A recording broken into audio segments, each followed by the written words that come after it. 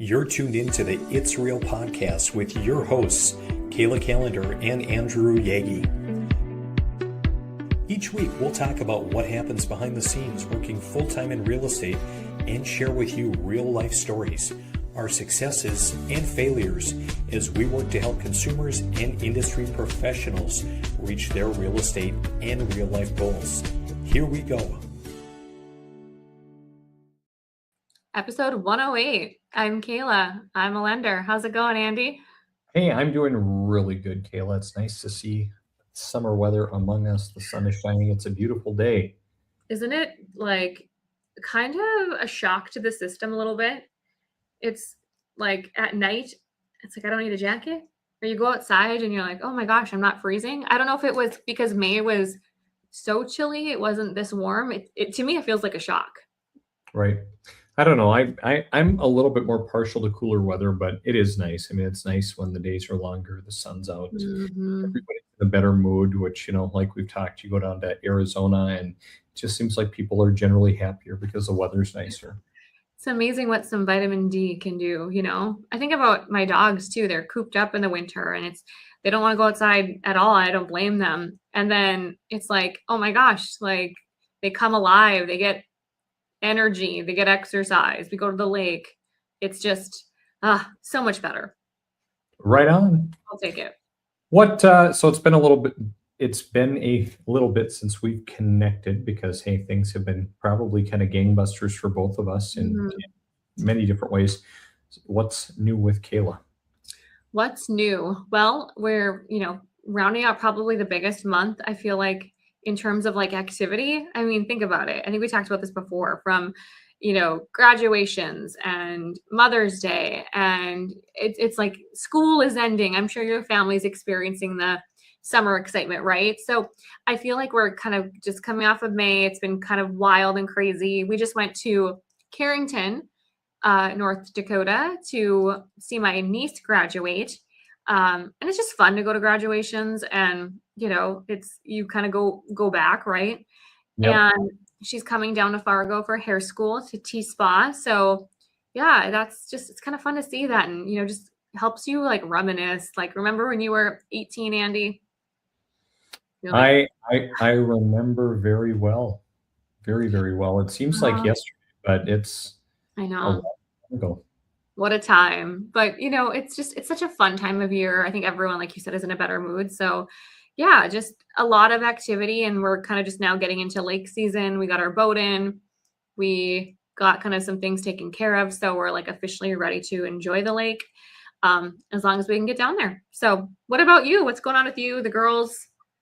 Yeah, well, it's the last week of school for them. So a lot of end of the year activities. So trying to juggle those and take part, which is kind of fun.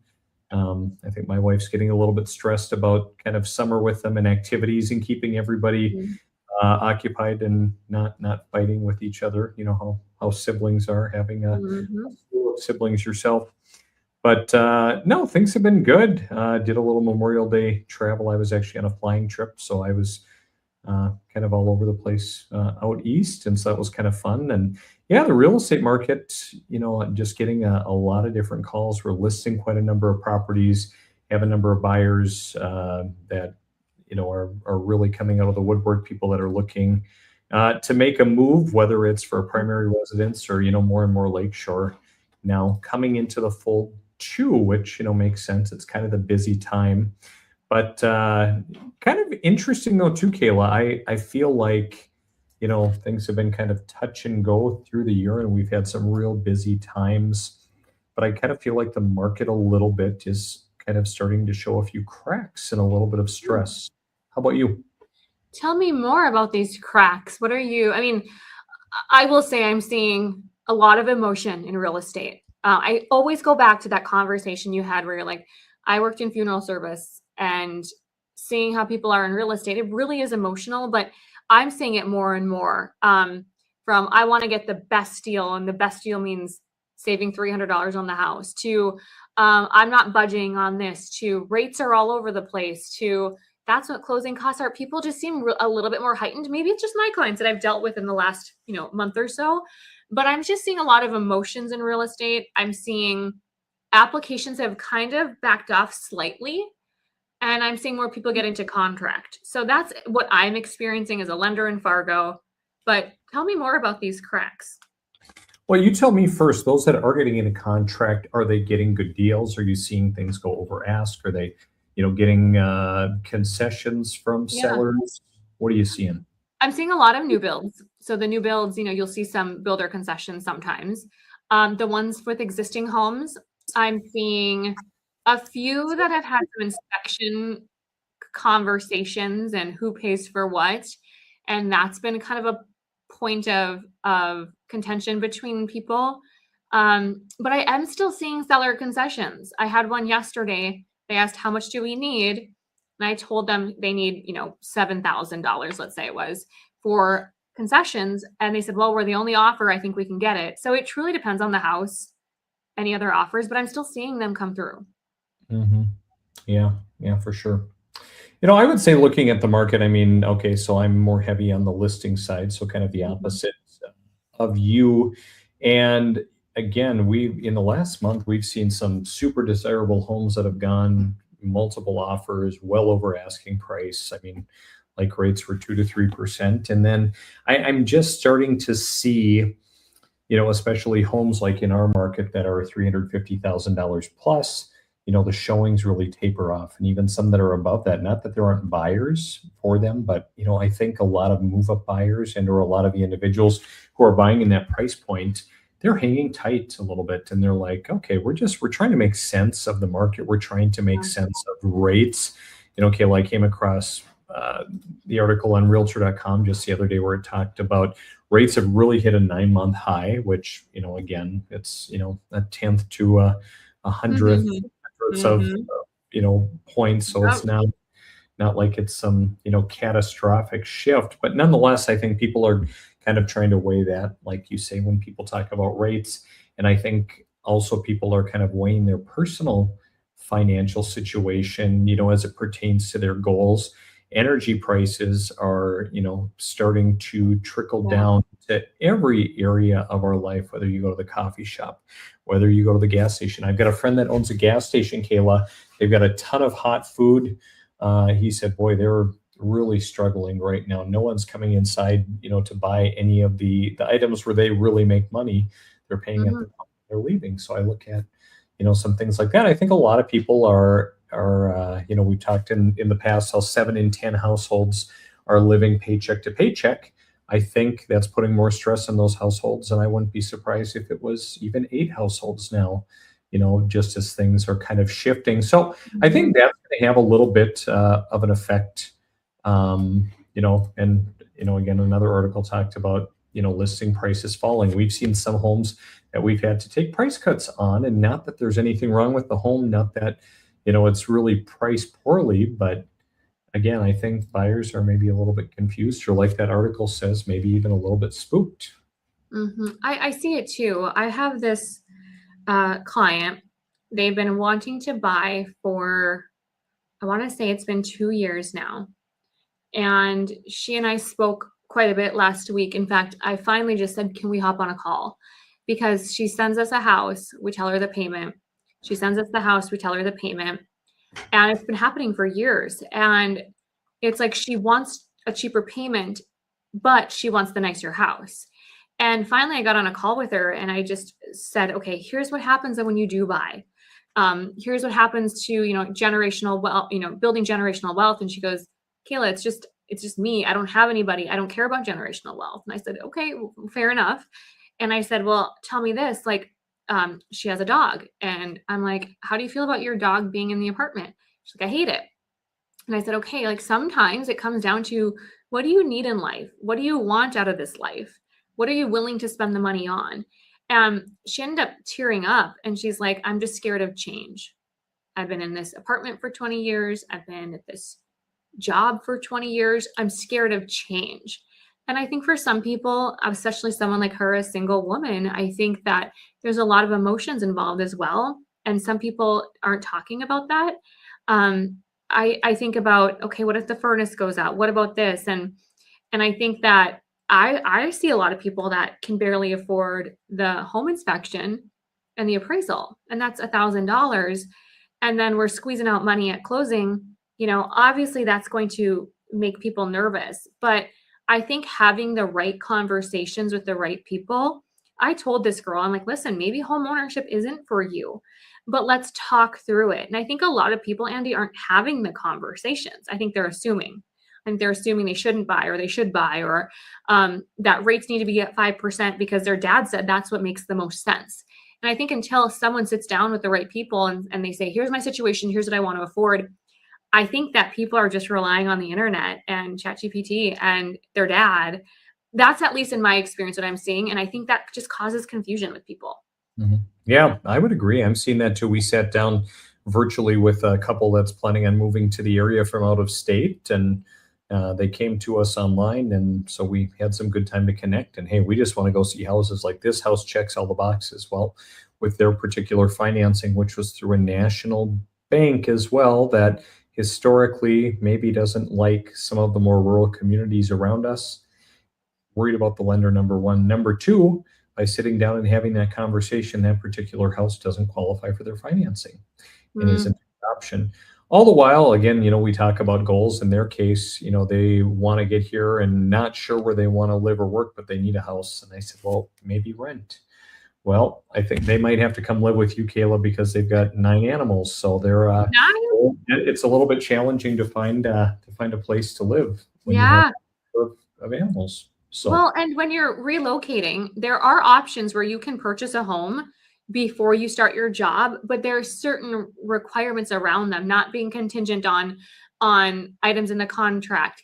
Depending on the program, it might have to be salary or fixed. There's so many things. And I think I've seen a lot of people that try to get the house first. And although that would be nice to just get here, that's an example of a tough situation. What do you do? Like, how can you get here, get settled in, get a job, and then start looking? I think that's when I see things kind of crack and fall apart, is they're trying to do all this at once, but the financing doesn't allow this, and you can and can't do this. And how do you look for a home when you're not here? It's a lot of like balls in the air. And I see a lot of that lately, a lot of future income people. But yeah, what are they going to do? Are they going to rent, do you think? I think they'll end up buying. I think they're well positioned to buy. It's just a matter of where and relative to work. And that's always the scary part. But I guess, it ends up working out one way or another. But, at least they were willing to have a conversation, and, we kind of, answered a lot of questions, learned a little bit more. And it's just such an important process where, we can literally go from being a tour guide and someone not having any success finding anything to, hey, 5 or less homes, we're buying something. It just makes sense. But again, a lot of stubborn people in the market, a lot of people, like you say, using ChatGPT and listening to dad or that well-intentioned uncle, or, hey, when my brother bought a house, he got X, whatever the case. He got a whatever rate, and then you find out that he's low income. He was doing a USDA loan. He paid $6,000 for the rate, and then you're like, oh, okay. And we still see that. I mean, people say shop the rate, shop lenders. Yeah, I mean, I think it's important that when you talk to anybody about anything, that you ask about the price. But I'm still seeing, I've got a girl right now, she's like, this national lender quoted me this. And I said, do you know he's never done a loan in North Dakota, and you're doing new construction with special assessments? And do you know that he did not collect the right amount of taxes and specials? So that's why your fees are lower. And I think she might end up going with this other individual because she's just so laser focused. And so those are the clients that, share their horror stories. And then that also causes emotions in real estate is, well, my friend had this happen. Well, until you peel back the layers of the onion, you don't know what really happened. Kayla, trying to win people over with fact, logic, and reason, especially in real estate, does not always work. In fact, I would reason that it doesn't work the majority of the time because it's emotional. And, like we've talked, people are generally not logical. Even I know that there are people that haven't listed their home with me, for a variety of reasons, but part of it, I can go, or you can go and sell yourself all day long. You and I can talk about our track record. We can show our success, but fact, logic, and reason does not resonate with most people. I'm noticing that, and I don't know if it's just a season, but definitely witnessing that on my end of things. Yeah, it's not a season. It's just how people are engineered, especially when they It's have here to all of these other factors and these other people, kind of talking in the Mhm. background. And just such a mixed message, even Mhm. though subconsciously they know they should be coming and talking to you and working with you. There's just, well, and just think about in your own life. Like I think daily sometimes, like, hey, I know I should really be going and spending my time on this right now, or hey, I know I should go take care of this before I do this, but I don't do it. I just disregard it. It's kind of Mhm. the same thing. It's adult ADHD procrastination. I can do something else. You avoid the hard thing. Yep. It's like it's anything. But, I think with that comes lessons, and far too often we say it every time. I'm seeing people that fall in love with a house. I had someone want to buy a house yesterday, and didn't couldn't complete the online application because they didn't have an email. And, when we think of speed and urgency, then yeah, we got to go, go, go. How are you going to get us the documents? And my team is in Sioux Falls and I'm in meetings all day. And, it's definitely, you can't help but think, was home ownership on your mind ever? And for her, maybe it wasn't. I still haven't talked to her directly, but it's like, people learn by being burned. And sometimes that's just the best way. So, Right. So, Kayla, for those that are listening today and, this is resonating with them, as far as like, man, stress, emotion, the market, rates, uh, the price at the pump, all the things, what words of wisdom would you give somebody today? so many people assume. I'm guilty of it. I assume. It's easy to do. When your friend doesn't text you back, you're like, oh my gosh, are they mad at me? Did I say something? We create narratives in our head. I would say words of wisdom, I would say in general, would be have conversations with the right people.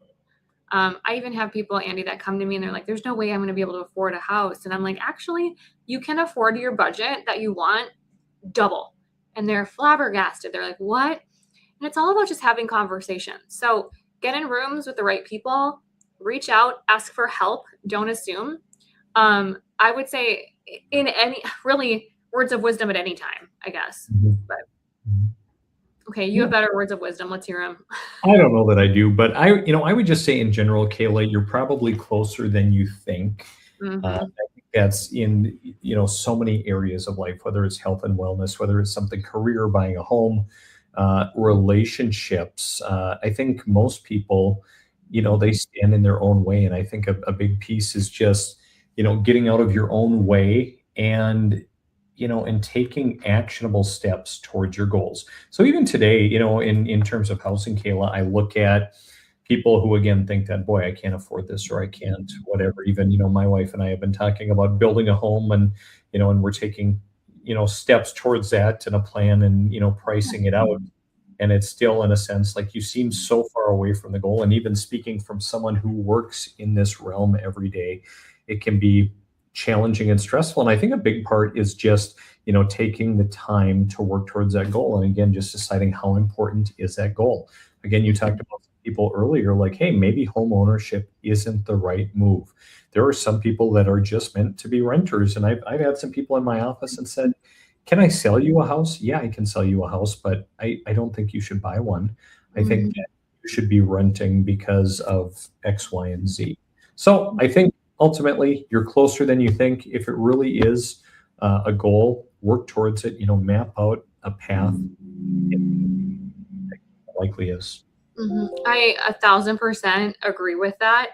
And it comes down to what's most important. And I'll go back to this girl that, she was afraid to leave her job and she was afraid, but what's important to you?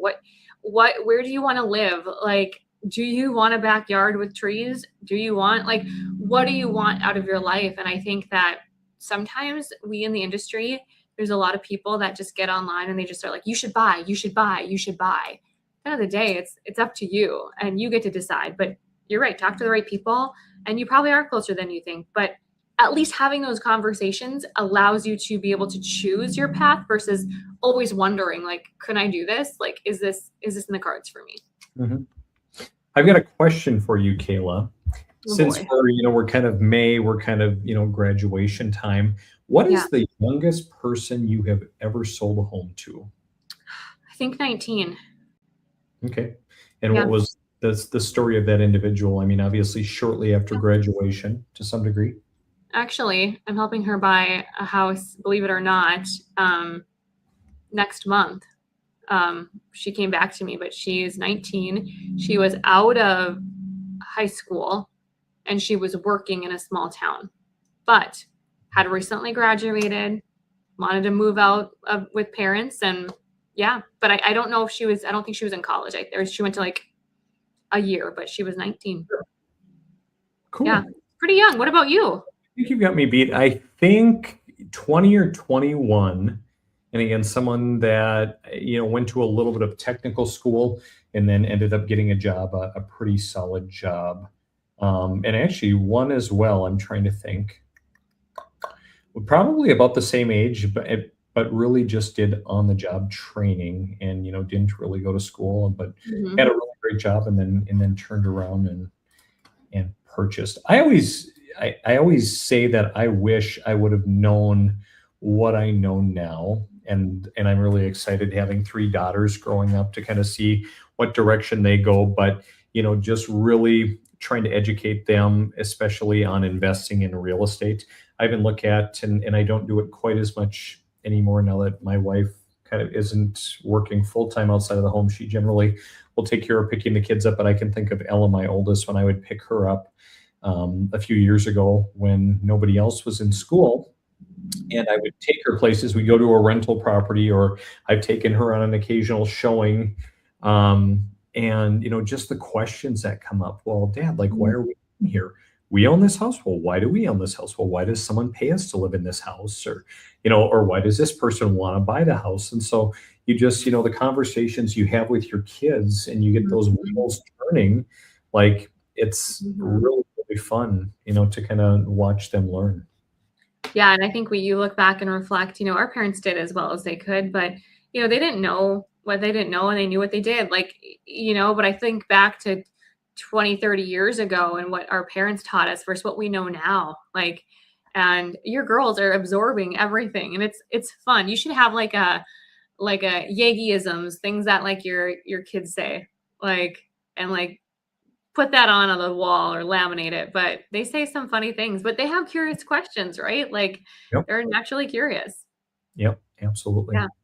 Yeah. You early in our episode today, you mentioned vitamin D tied to sun, but it made something click in my mind. It made me think of vitamin C, especially as we talk in the context of graduation. Do you I know knew that. what when you think of vitamin C? What do you know where I'm going with this? Yes, I do. Where are we going to be when we turn 25? The Keep, graduation song. yes, such a classic. Did you play that at your high school graduation? Because we sure Yeah. did. Oh, of course, because it was hot then, and She must I have think made a killing off of that. right. That was like their one hit, though. Yeah, there's another one about sun, I think, but or Was there? something else. Oh, 1999 it came out, but apparently it was still hot in '05. Oh, it was. It Mhm. was. Yeah. Oh, what a time. What a Hey, time. in maybe to end the episode today, Kayla, I think this would be kind of fun, kind of maybe a little bit more lighthearted, but I came up with some questions. I'm texting these to you as well. Oh boy. But I saw somebody post this, and I'm not big on the gimmicky social media, post, repost, answer questions, but I think it would be kind of fun, and I'm kind of curious. Since I met you right around this time, well, I guess a few months after graduation, but so we were both the class of '05, and so Yeah. we've Oh, God. been done with school a little bit. So quick questions for you. I'm going to Gosh, ask I'm you. looking. Okay, so number one, did you know your spouse in high school? No, did you? I did not. What kind of a car did you drive? Year, make, 19, model. 1988 blue Lincoln town car. And then Ooh, I got a Monte Carlo, a green Monte Carlo. Don't know the year. You? I had like a 2004 Of course you GMC did. Sierra. It belonged to one of my grandparents, and I think I had Okay. 34,000 miles on it when I got it. Oh, wow. How did you handle that? Not as well as you handled the town car, I'm sure. Yeah, my dad's like, it's so big in the front if you hit a deer. And I'm like, this little girl behind this huge boat. They Right. called it SS Corpat, by the way, because my last name was Corpat Nikki. SS Corpat. Ugh, I love it. good times. What kind of a job did you have when you graduated? I worked at a bank. Nice. What about you? Were you in funeral services? No, I wasn't. Not till I got to college, about a month in. I'd help on the farm, and then I worked in radio. I worked for the radio stations, kind of running boards and kind of Yeah, doing some singing. So, that's yeah. cool. It's a Mhm. fun job. Where did you live? City was Walhalla, North Dakota. Andy? Thief River Falls for me. Okay, not too far. Were you popular? I don't know. Like, define popular. I graduated with 29 people. I think we were all popular. Sure. I graduated with 154. I would say I wasn't popular. I wasn't not popular. I guess I got along. I had a lot of different friends in a lot of different groups. Yeah. Yeah. Yeah, that's good though. Question number 6. Were you in choir or band? I was in both. What'd you Yeah. play? Played the flute and the piccolo when Nice. you were Can first you still chair. play? You know, I'm in my head I can play was it the chromatic scales? See, I'm even blanking, Sure. but I went to music camp for years and years and years, and we played through high school, but I really want to find a flute, and I think I could still play. So, Ooh. what about you? I know you were. I was in choir. I was not, well, I was in jazz band, and really just for like playing piano, bells, doing a little miscellaneous percussion. But it would have been fun to be in band, but no, I wasn't. That surprises me. You play the guitar. Yeah, I do a little bit of guitar, piano, organ, guitar. That's really about it, but it'd be fun to do more. My girls are learning the violin, so I'm kind of That's trying to right. learn the violin too, but we haven't been good about practicing, so we need to That's get okay. It's more summer. right. 7, have you ever been suspended? No. What about in the principal's office? Questioning in the principal's office, but not because I've done anything bad. So Mm. no. Yeah, I You? was never suspended. I was in the principal's office, I think, once in high school, and we kind of played a trick on a teacher of ours, and I think she was complaining about having to do jury duty, and so we snuck into another room and prank called her, pretending to be the judge or whatever, Stop. and she wasn't pleased with us. So What did you say to her? we got, well, something about there was a problem with her application for jury duty and that it was an urgent matter. And so she was freaking out and was going to call the court administrator or whatever. We're like, no, don't call him. And Oh, mad at us, but troublemaker, Andy. it happened. So, I love that. okay, I got another graduation question for you. If you could, would you go back? If even for a day or two? For sure. I think 1,000%. I'd go back. You know what it's like. Just when you reminisce, it's like I 1,000% would. Would you? I would. I kind of a couple of years ago had a little bit of a chance to go back for a couple of days. Our high school choir director, who was really a big part of my life growing up, she was retiring, and she invited all the alumni back they had 2 concerts, Sunday night and Monday night. So I invited everyone to come over the weekend and then come to choir on Monday. And I mean, it was really, really cool. And I'm really glad. I was kind of dreading it going up there because it's like, oh, it's one more thing. Real estate's busy, family. Yeah. Even to go, like run through the halls of your high school, like John Mayer says, right? And like even like the principal was a girl that I went to school with too. And so it's like, wow, just to see all of the changes. Crazy. Did you ever run crushers or 35s? Of course. I want to go back and see if I can finish one in 35 seconds. I think I could. I don't think you have to go back to do it. I think you could do it at home or at a gym. Where? Somewhere. I don't know, but it's right? Out on your street, out at the lake. Yeah, I don't have a basketball court to run on. You got like gravel. Yeah, that's not the same. Run on gravel. Sure, you can. How do I know the distance? Measure. Anyway, stop making excuses, and if you want to do it, just go do it. Okay. You're pretty resourceful. Let's see. Did you ever skip school? No, you? Of Yes. course you did. Generally for good reasons, but I was a pretty good student. But Yeah. and actually, usually I'd be helping another teacher. We'd have something going on with choir or whatever else, and Uh-huh. so I do. Let's see, a couple more questions, and then we'll wrap up. Do you still have your yearbook? Yes. Yep. And you could go get it right now? Yeah, I know where it's at. I have Yeah. no idea where mine's at. My mom probably threw it away as they were. I might have it. I've got a couple tubs, but Yeah. did you follow your career? The career that maybe you were thinking of when you graduated? Truthfully, I didn't know what I wanted to do. I had no idea. All I knew was I was going to go to college and figure it out. So, I mean, no, What not kind really. of- I mean, you were working in banking already, so Yeah, I think it was just one of those things where I'll continue working in banking and see what happens. And that just led me to stay and go get my business degree. So, what about you? kind of, yeah. I mean, I think funeral service. Well, wait. What was the question? Yes, I did follow my career though I retired early. Because yes, funeral service was pointed out for me. I ended up going that route, but I don't do that anymore. You know, it's one Um, of those things where I'm assuming not many people did, but who knows? Kayla, do you still have your high school class ring? yep. Do you? I never got one. Was it the Jostens guys that came in? Yes, Oh it yeah, was. the Jostens guys. They were so cute. I'm pretty sure I also ran a mobile DJ business at the time, and I'm fairly certain I talked my parents into giving me money to buy like a new rack for my dual CD player or whatever. Oh my gosh. I don't need a class ring. That's Right. awesome. Who is your favorite teacher? Well, in high school, Yes. probably Mr. Greendahl because he was just easy on us and he taught gym. You? Do you remember? What was he? Was he an in shape gym teacher? Yeah, I mean, he played college basketball and he was our basketball coach. So, yeah, Mhm. he's a big dude.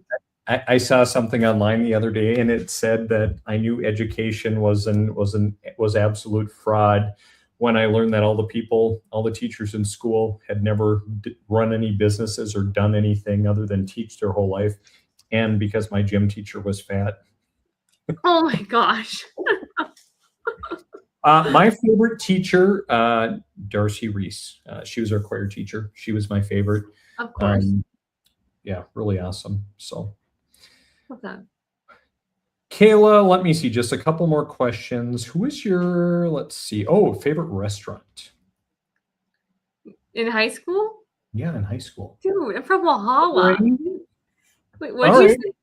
All right, enough said. I said, were there even any restaurants in I mean, there was the diner and the cafe. So the diner, Chalet at Crossfire Mountain? I would never went up there, but Okay, bad question. High school hair. what about it? Did you have good hair in high school? Yes, I had very long, thick, brown hair. It was beautiful. And then I moved to college and dyed it blonde, and now I need hair extensions. So, what about you? I mean, my hair was maybe lighter, a little bit more blonde when I was younger. Now I get a little bit gray, among other things. So, Yeah, wisdom. what perfume did you wear in high school? Oh my gosh, I don't know. I think it was like a Britney Spears something or another, like a blue bottle. Like Clinique Happy or something like Oh that? my gosh, memory unlocked. Yeah, my sisters had that. I can't. Oh my goodness. Do you remember like sunflowers? Do you remember that one? I think. I don't know that Do I you do. remember Pomida? Yeah, of course. There was a Pomida, and that's where we'd get our. But I don't remember. Do you remember? I still wear the same thing I wore then today. What do you wear? Abercrombie Fierce. You do? I do. Dude, that's like my favorite smell in the whole world. And also, the fact that they still have that is amazing because they still also have 8 Excellent. women's perfume. What was the women's one called? 8. 8. Okay, I think I do remember that. I wore that in college, and I still have some at home. Nice. Wow, great questions. Any others you got? No, I don't think so. I was trying to think of one random one. What's the craziest thing? Something someone wouldn't guess about you from high school? Something you did or were or thought or Stop. Rephrase that question. Say it one more time. like what's something that someone might not know about you from high school or that you did or something crazy. I think those that would have known me in college and known that I love to be very social would probably not have guessed if I told them that I didn't drink in high school. Oh, yeah. Probably Yeah, something. that's not a bad thing. I think No. I didn't really drink in high school because it's small town and I didn't want to get caught and lose my volleyball or basketball opportunities. So yeah, same. Right. Gosh, A lot of years ago, Kayla. what a time. Coming up on 21 years ago. So, Man, guess we got to get more Botox. as we wrap up today, what's a piece of advice that you can give somebody graduating right now? Say yes as much as you can right now. I know it sounds like there's going to be a point in your life where you're going to want to slow down or want to say no. And you just never know how one person can change your life. One call, one conversation. Now is the time to just say yes to life. If you can, you just never want to have regrets. So also, if a boy doesn't call you back, don't call him back. Just let him be. So, Andy. I like that. I think the biggest thing is kind of to piggyback off of your say yes, and I had just written this in a grad card to someone else, is take on as many opportunities as possible. I mean, so no matter what direction you go, whether you're going to a 4-year college, a 2-year school, or something in between, seek out as many opportunities as possible. Even if you think it's a bad opportunity, it really is a good opportunity in the form of experience. Because if nothing else, it just teaches you maybe what you don't want to do. That's probably the biggest piece. And then really focus on relationships. Your network is your net worth. You can never have enough relationships. Don't take the academic piece too seriously. In my mind, a lot of the academics are fairly worthless. Going back to the example of the PE teacher and a lot of teachers in general. But really focus on relationships and the social piece. I would 100% agree with that as well. Is you just never know also like who you're going to work with one day or who's going to be your boss or who, is going to be on your team, and treat everyone with respect. You just never know what the future holds. Be nice, be kind to everybody. Happy graduation. Happy graduation. Put that on a bumper sticker. And if you're looking for a great lender or a great agent, you know where to look. Right here, no further. Well, that wraps up episode 108. We'll call it the graduation edition. Have a great rest of the week, Kayla. I will if you will. Bye, Andy.